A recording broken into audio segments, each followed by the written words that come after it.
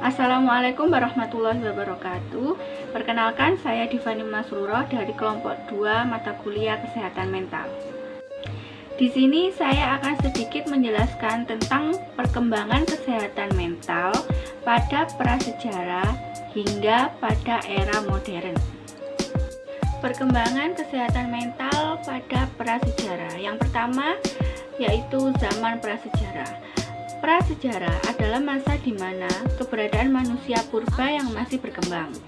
Penyakit mental seringkali dianggap sebagai suatu hal yang berhubungan dengan demonologi, yaitu suatu pendapat atau doktrin yang menyebutkan bahwa seseorang berperilaku tidak normal, abnormal yang disebabkan karena pengaruh suatu kekuatan jahat atau jatuh kepada kuasa kegelapan yang berhubungan dengan kekuatan setan.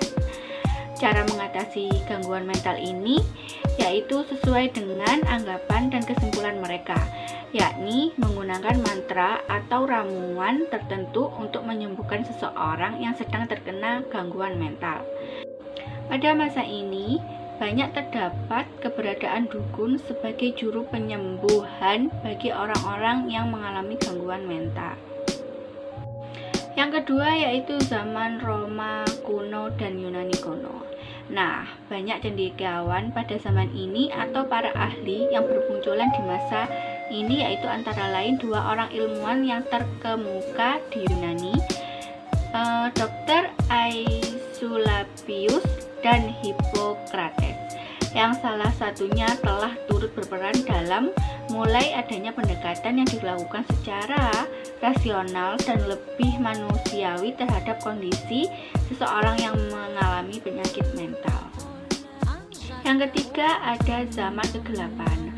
Pada masa kegelapan ini, berbagai ilmu demonologi kembali muncul dan jalan keluar melalui eksorsisme atau pengusiran setan kembali digunakan.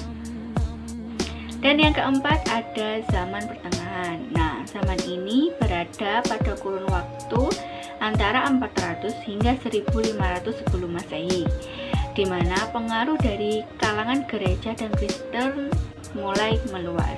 Contohnya pada tahun 1484, Paus Innocent ke-8 meminta para pendeta di seluruh Eropa untuk menghukum mati para tukang sihir, sehingga lebih dari 100.000 orang telah dibunuh karena dituduh sebagai penyihir.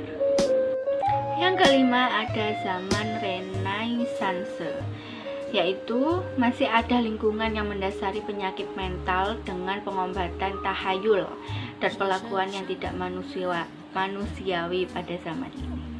Dan yang terakhir, abad ke-17 sampai ke-20.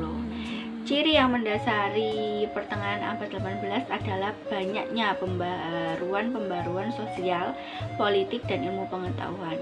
Pada zaman ini juga mulai ada kecenderungan terhadap memberikan perawatan khusus untuk gangguan jiwa dengan memusatkan penelitian terhadap klasifikasi dan sistem perawatan, mengidentifikasi, menyelidiki, dan mengobati berbagai penyakit secara rasional termasuk penyakit mental.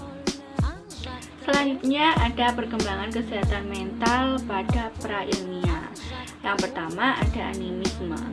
Pada paham animisme ini, orang-orang percaya bahwa angin yang bertiup, gulungan ombak, batu yang berguling, dan pohon yang bertumbuh karena adanya pengaruh roh atau dewa yang tinggal pada benda-benda tersebut. Mereka juga percaya bahwa orang yang mengalami gangguan mental adalah karena kehendak roh-roh yang merasuki tubuh mereka dan mengganggu jiwa mereka, sehingga mereka membuat sesaji dan mengadakan pesta dengan mantra dan kurban sebagai usaha untuk menghindari kemarahan dewa, sekaligus sebagai persembahan untuk roh-roh yang mereka yakini dengan persembahan tersebut dapat menyembuhkan gangguan mental. Dan yang kedua ada naturalisme. Naturalisme itu sendiri adalah suatu aliran yang memandang bahwa gangguan fisik dan mental merupakan akibat dari alam. dan bukan merupakan pengaruh roh, dewa, setan, atau hantu yang menyebabkan orang itu sakit. Sebagai contoh, Hippocrates mengatakan bahwa jika seseorang memotong batok kelapa, maka akan ditemukan otak yang basah dan mencium bau amis. Namun, tindakan melihat roh, dewa, atau hantu yang melukai badan itu. Selanjutnya, seorang tabib bedah hewan bernama Galen mengembangkan ide naturalistik tersebut. Dan yang terakhir, perkembangan kesehatan mental di era modern.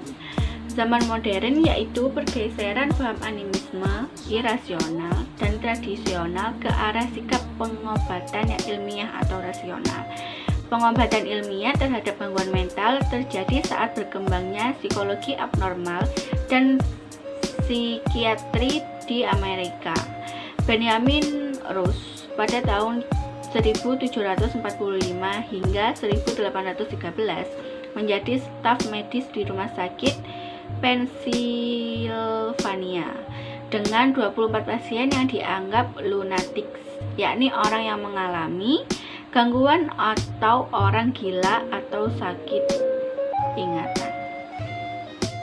Ia berusaha memahami orang-orang yang mengalami gangguan jiwa dengan cara menulis artikel, koran, ceramah, dan pertemuan lainnya yang pembahasannya tentang gangguan mental.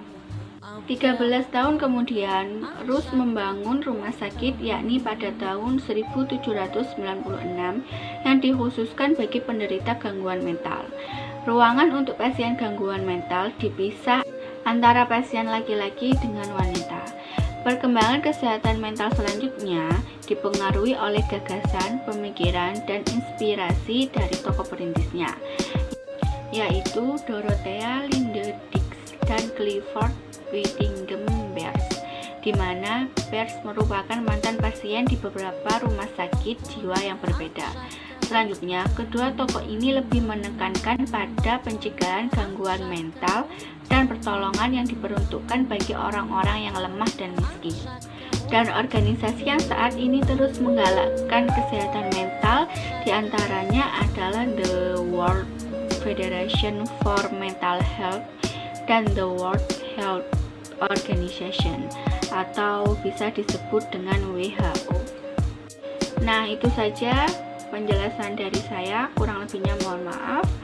Wassalamualaikum warahmatullahi wabarakatuh.